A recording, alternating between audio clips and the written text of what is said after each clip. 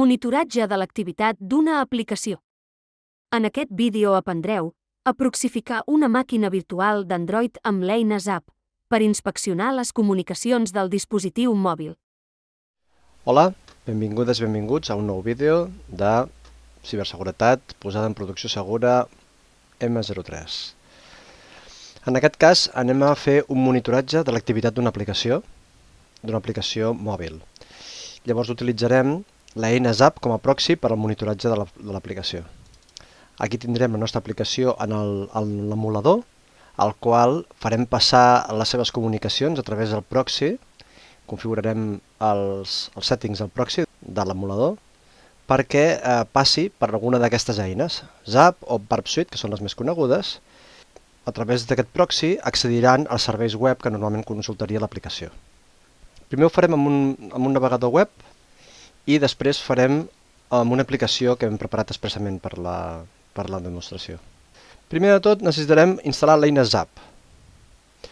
Per cert, també necessitem comptar amb una instal·lació d'Android Studio, amb una aplicació d'exemple. Necessitem instal·lar l'eina Zap. Per tant, obrim un terminal. Primer de tot farem un update.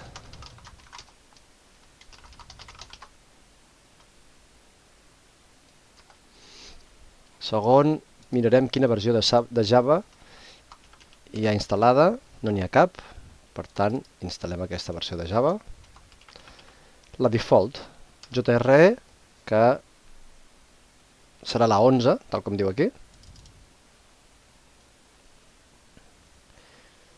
I, mentrestant, també descarregarem l'eina Zap. Teniu aquí el link per descàrrega. Agafarem la de Linux Installer. Són 224 megas, per tant, té un cert volum aquesta descàrrega. Quan estigui descarregada, podem anar a baixades i veiem que ja s'està descarregant. Ja està, molt bé. Llavors ja podem instal·lar-ho amb sudo bash zap whatever. Es posa en marxa l'installer. Es pot instal·lar en castellà o en anglès. Com que al tutorial he posat les indicacions en anglès, doncs vaig en anglès.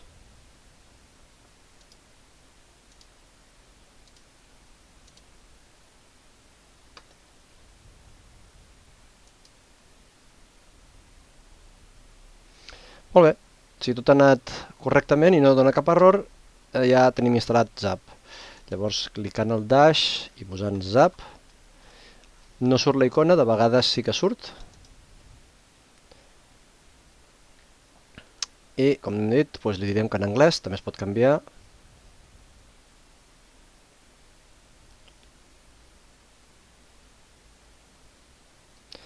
Li dic que no necessito guardar aquesta sessió. I ja tenim instal·lat Zap. Molt bé, el deixo aquí per fer-ho servir més tard. I instal·lem els certificats aquí de Zap a l'emulador. Com que Zap intervé les comunicacions com a proxy, el que l'hem de fer és instal·lar-li l'entitat de certificació que té Zap. D'aquesta manera, l'emulador confiarà en Zap per poder fer les comunicacions HTTPS. Molt bé, per poder fer això necessitem extreure, primer de tot, de Zap, hem d'extreure la seva clau de servidor. Aquí diu anar a Zap, Tools, Options, Network, Server Certificates, i aquí el guardem. Save. Molt bé, ja el tenim. Amb això ja ho hem guardat tal qual en el Home Directory i anem a Android Studio. De totes maneres, hem de carregar Android Studio amb alguna aplicació, perquè si no, no ens surt el Device Manager. Llavors carrego aquesta My Application, si no en teniu cap, en creeu una. I primer de tot, per poder treballar, haurem de crear una màquina virtual, Android. En altres pràctiques disposàvem d'aquí d'una màquina virtual perquè l'havíem engegat amb un Docker. En aquest cas, la del Docker no ens servirà, perquè no permet les connexions via proxy. Llavors el que farem serà crear una màquina nova, creem una virtual device, li diem que un píxel 8, per exemple. Això no en té massa importància, només és el tamany de la pantalla. I això sí que és important, hem d'anar a les imatges x86. Per diversos motius ens interessa una que no tingui les Google APIs. Per exemple, la versió de la API 34, la versió 14, Upside Down Cake, hi ha una versió que diu Default Android System Image. Aquesta d'aquí, la versió 14 d'Android, API 34. Triga una mica a descarregar-se, són 600 i pico megas, comprimits, després seran més en el disc dur, i ja acabat. Molt bé, ara ja disposem d'aquesta imatge del emulador d'Android. Hem dit que era la Android 14, API 34 i versió Default Android System Image, és a dir, sense Google APIs. Un cop l'hem descarregat, la podem posar en marxa, amb el Play, dintre del Device Manager. És aquesta icona d'aquí. Aquesta és la del Running Device, que és ara la que s'engegarà l'emulador. Pot trigar bastanta estona en engegar-se.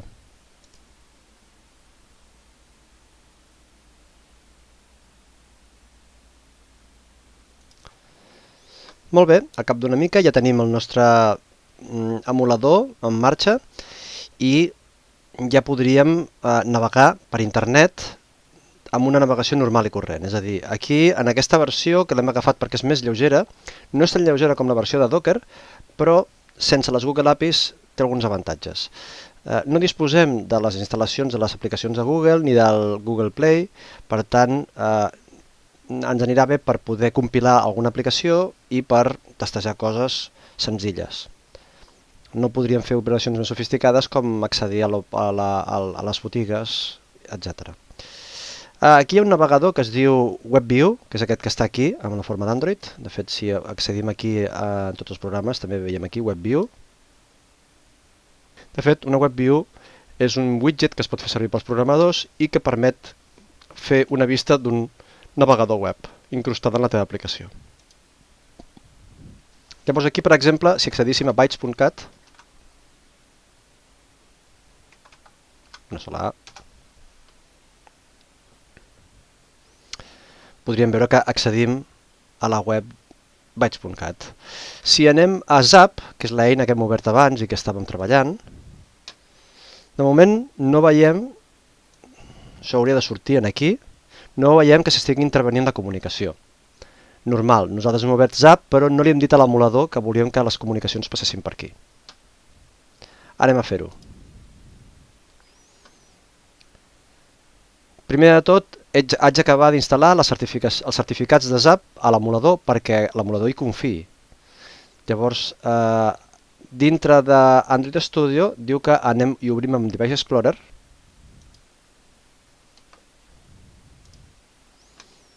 Això està dintre del Device Manager i aquí els tres puntets, aquí hi ha Open in Device Explorer, la qual cosa em permetrà veure tots els arxius de la màquina virtual, de l'emulador. Llavors, en una d'aquestes carpetes, concretament, hem triat SD-Card Documents. A la carpeta de documents puc carregar l'arxiu que tinc a la meva root directory, que és aquest zaproot CA. Efectivament, ja el tinc carregat dintre de Documents i ara puc anar a l'emulador, si tanco això, puc obrir el Running Device, l'emulador, i podria procedir al que diu aquí, que és, anem a l'emulador, a l'opció CA Certificate, podem accedir-hi a Settings, per tant, vaig al menú principal, busco Settings, i dintre de Settings cerco, això potser que li costi una mica, CA Certificates. I aquí ja m'ofereix una de les dues opcions, que és instal·lar un nou certificat. Trio, perdó, opció CA Certificate.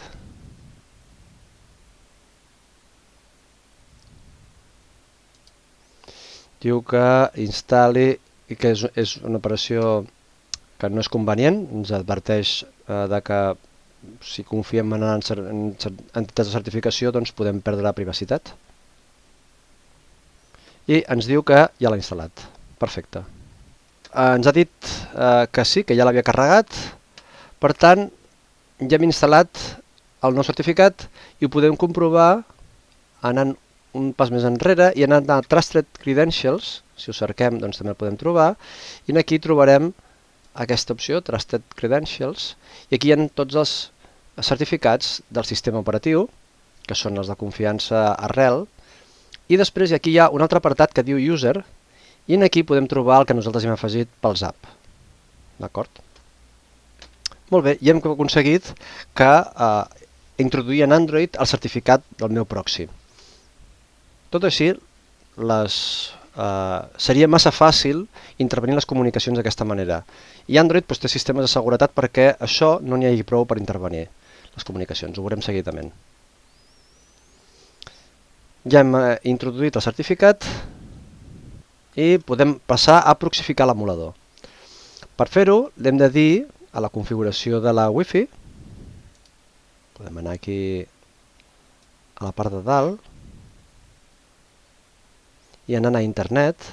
També es pot anar per settings, però anant aquí també puc entrar a la configuració de la Wi-Fi i un cop estic al Network Details puc anar al llapis per editar la configuració i puc anar a Advanced Options i dir-li que el proxy me'l posi a manual i aquí dintre li posarem quin és el proxy pel que jo vull que accedeixi.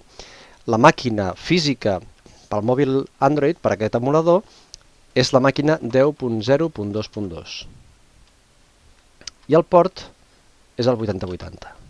Els últims paràmetres no s'han de tocar, la IP s'aconsegueix per DHCP i no s'ha de fer bypass per res. Per tant, guardem. I ara, en principi, ja està configurat per poder accedir a través de proxy. També aquí hi havia un pas previ que em diu que comprovi que realment aquestes són les dades al port 8080 en el ZAP. I això es fa a Tools Options,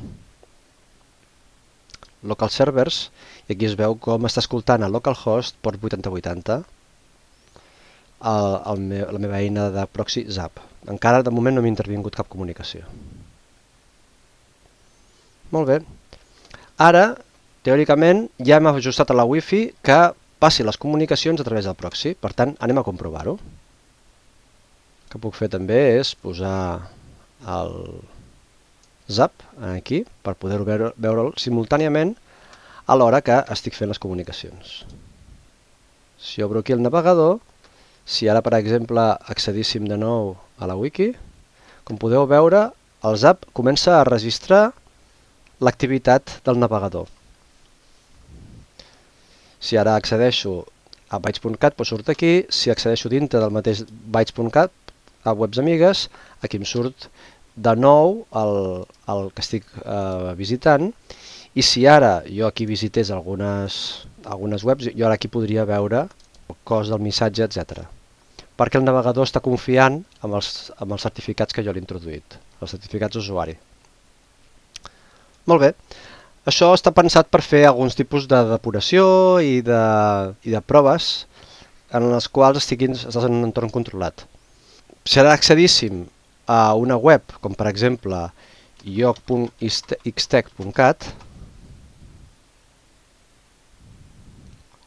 podríem intervenir les contrasenyes. Si anem a la icona de l'usuari i llavors aquí si posem usuari 1 i pas 2, per exemple, si entro, ara em diu que no, que això no puc accedir-hi, però a mi el que m'interessava ara era veure com lloc.xtec, normalment per trobar-ho ràpid, ampliem una mica, i normalment és la request que és en post. Les get no solen ser les que transmeten les dades, sinó les post. Veieu? Aquí simplement mirant aquest accés a Campus Login, ja he vist hi ha la contrasenya usuari 1 i pas 2.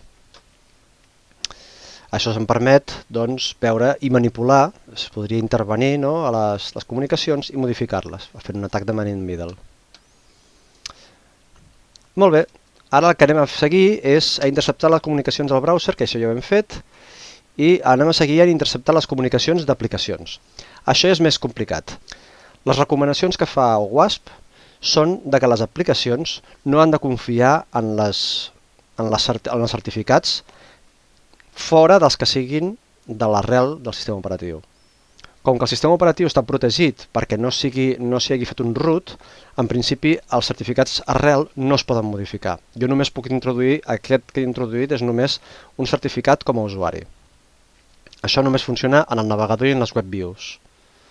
En canvi, si ara volguéssim intervenir en les comunicacions d'una aplicació, això ja no ho podríem fer, a no ser que introduíssim els certificats arrel, introduíssim noves coses i per això caldria fer un root del dispositiu. Cosa que no anem a fer en aquesta pràctica. Seria més una cosa de hacking ètic. En aquest cas, anem a interceptar les comunicacions d'aplicacions sempre i quan les aplicacions es deixin intervenir. Llavors això és més com una indicació, si estem parlant de posada en producció segura, el que estem parlant són d'aplicacions que sí que permeten que s'examini el seu trànsit o que confien en uns determinats certificats. Les aplicacions, si no li dius expressament, no confien en els teus certificats. Ara posarem com a exemple una aplicació que hem creat expressament per aquesta pràctica.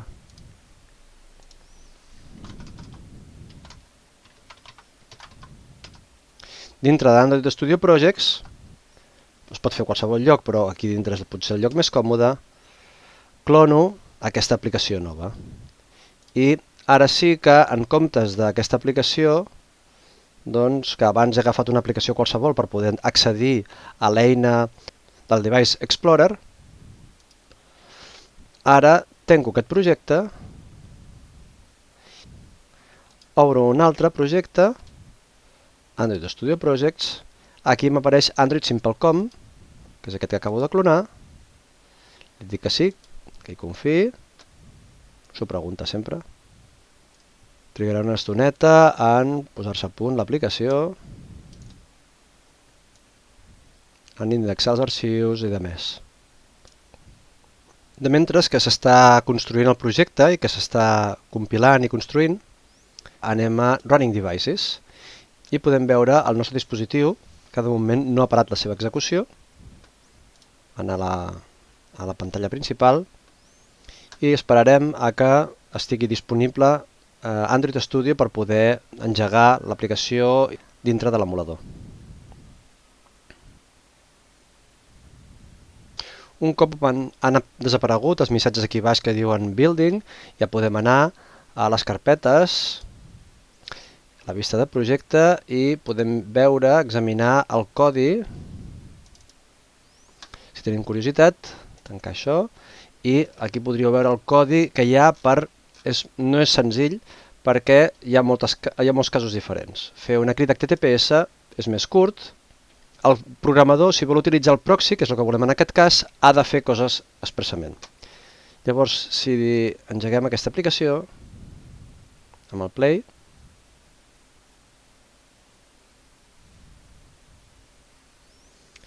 s'ha engegat, molt bé.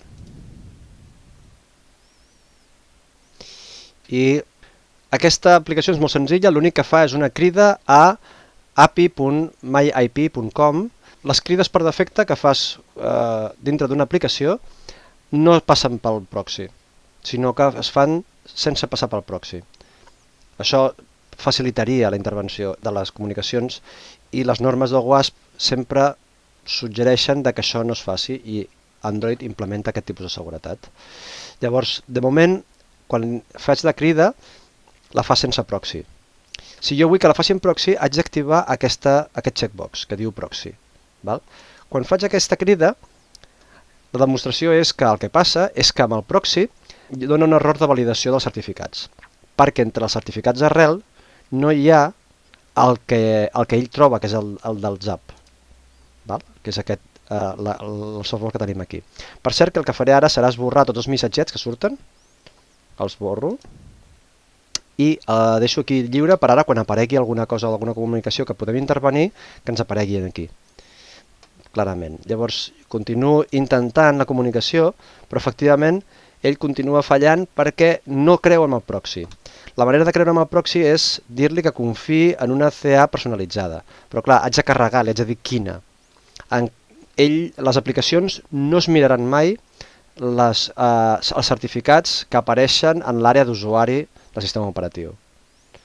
Si intento fer la crida em dirà que no, que primer haig de seleccionar un certificat. Val? Llavors apreto aquest altre botó que em permetrà anar al sistema d'arxius i, igual que abans, anar a la memòria interna d'Android, anar a la carpeta documents, el mateix certificat que hem fet servir abans per posar-lo a dintre del proxy, dintre dels certificats d'usuari del sistema operatiu, ara el seleccionarem per la nostra aplicació. Val? Podríem seleccionar-ne un en concret. De fet, això és una demostració de que jo, com a programador, puc posar les meves entitats de certificació a dintre de l'aplicació perquè es comuniquin amb el meu servidor i que ningú pugui intervenir-les. Llavors ara, si faig la crida HTTPS, ara em respon que sí. Val? Ara sí que confia i al final acaba passant pel proxy, ho veiem aquí, Zap ha intervingut la comunicació i veiem que s'ha contestat en aquest cas, doncs, response, doncs s'ha contestat el 130.61, que és l'adreça actual d'aquesta màquina. .60, exactament és la mateixa que apareix a la pantalla. I amb això acabaríem la pràctica. Hem pogut veure com intervenir les comunicacions, però veiem que les aplicacions tenen una arquitectura, tenen un model de seguretat que no es deixen intervenir fàcilment, només si elles ho accepten d'aquesta manera. La manera de que definitivament poder intervenir les comunicacions d'una aplicació seria introduir certificats dintre dels certificats d'arrel del sistema operatiu. Hauríem de rotejar el dispositiu i això tampoc no seria garantia de que l'aplicació no es pugui defensar, perquè l'aplicació el que pot fer és portar incorporat el seu certificat a dintre i només confiar en aquell certificat, amb la qual ja seria molt difícil aconseguir veure les comunicacions que fa aquesta aplicació. I molt bé, fins aquí doncs el contingut d'aquesta pràctica. Espero que us hagi servit i que us sigui útil. Fins la propera. Heu vist com instal·lar i configurar l'eina Zap d'Ubest. Com instal·lar certificats personalitzats a un dispositiu mòbil i a una app. Com proxificar les comunicacions de l'emulador. Quines comunicacions de les apps Android permeten monitorar-se. Aprofundir en el model de seguretat d'Android.